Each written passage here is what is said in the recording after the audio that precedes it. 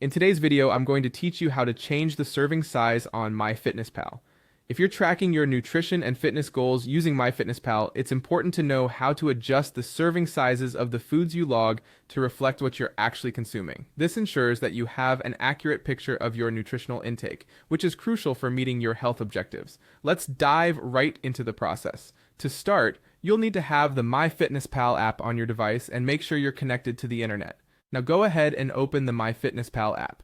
If you're not already logged in, you'll need to log into your account. Click on the login option on the screen. Here, you'll be prompted to enter your email address and password associated with your account. This might seem straightforward, but make sure you input the correct details, including any case-sensitive characters. Once you've entered your credentials, click on the login button again to proceed. After logging in, you'll land on the dashboard.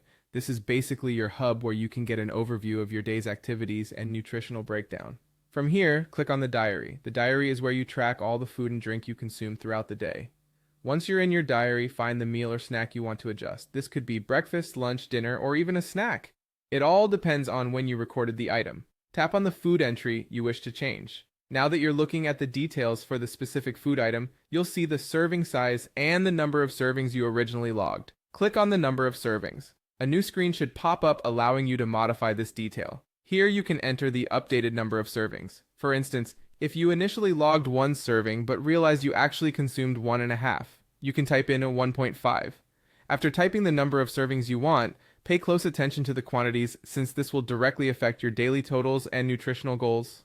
When you're satisfied with the new serving size, look towards the upper right corner of the screen. There, you'll see a check mark. Go ahead and click on this check to save your changes. This step is crucial. Clicking the check ensures that your updates are recorded in the app. And that's it. You've successfully changed the serving size on MyFitnessPal.